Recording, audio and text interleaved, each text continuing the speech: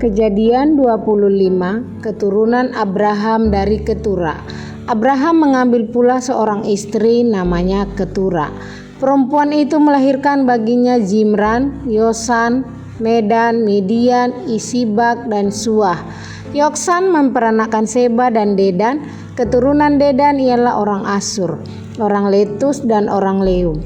Anak-anak Midian ialah Eva, Efer, Henok, Abida, dan Elda.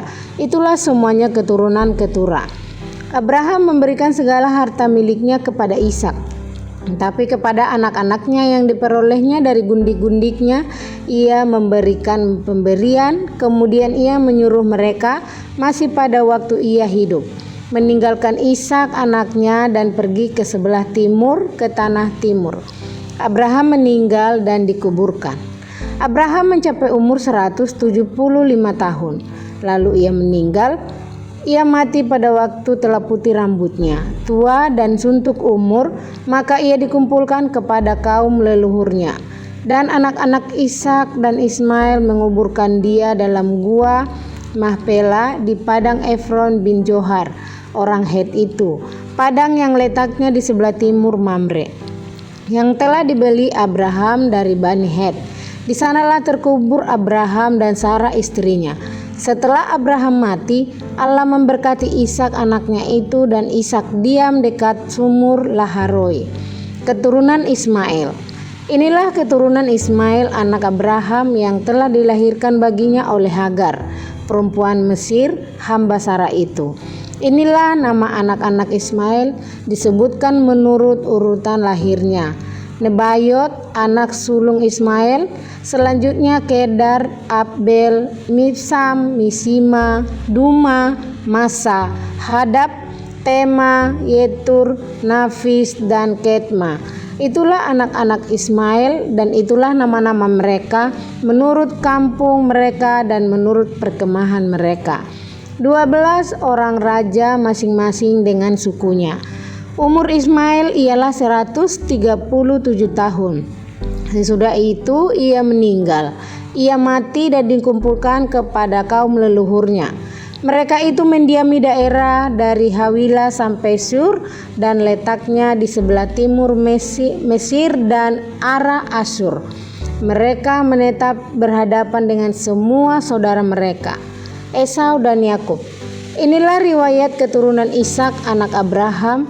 Abraham memperanakkan Ishak, dan Ishak berumur 40 tahun ketika Ribka anak Betuel orang Aram dari Padang Aram, saudara perempuan Laban orang Aram itu, diambilnya menjadi istrinya. Berdoalah Ishak kepada Tuhan untuk istrinya, sebab istrinya itu mandul. Tuhan mengabulkan doanya, sehingga Ribka istrinya itu mengandung. Tetapi anak-anaknya bertolak-tolakan di dalam rahimnya, dan ia berkata, "Jika demikian halnya, mengapa aku hidup?" Dan ia pergi meminta petunjuk kepada Tuhan. Firman Tuhan kepadanya, "2 bangsa ada dalam kandunganmu, dan 2 suku bangsa akan berpencar dari dalam rahimmu. Suku bangsa yang satu akan lebih kuat dari yang lain, dan anak yang tua akan menjadi hamba kepada anak yang muda." Setelah genap harinya untuk bersalin, memang anak kembar yang di dalam kandungannya, keluarlah yang pertama warnanya merah, seluruh tubuhnya seperti jubah berbulu, sebab itu ia dinamai Esau. Sesudah itu keluarlah adiknya, tangannya memegang tumit Esau, sebab itu ia dinamai Yakub. Ishak berumur 60 tahun pada waktu mereka lahir. Lalu bertambah besarlah kedua anak itu. Esau menjadi seorang yang pandai berburu, seorang yang suka tinggal di padang, tetapi Yakub adalah seorang yang tenang, yang suka tinggal di kemah. Ishak sayang kepada Esau sebab ia suka makan daging buruan, tetapi Ribka kasih kepada Yakub. Pada suatu kali Yakub sedang memasak sesuatu, lalu datanglah Esau dengan lelah dari padang. Kata Esau, "Yakub, berikanlah kiranya aku menghirup sedikit dari yang merah-merah itu, karena aku lelah." Itulah sebabnya namanya disebutkan Edom. Tetapi kata Yakub, "Juallah dahulu kepadaku hak kesulunganmu." Sahut Esau, "Sebentar lagi aku akan mati. Apakah gunanya bagiku hak kesulungan itu?"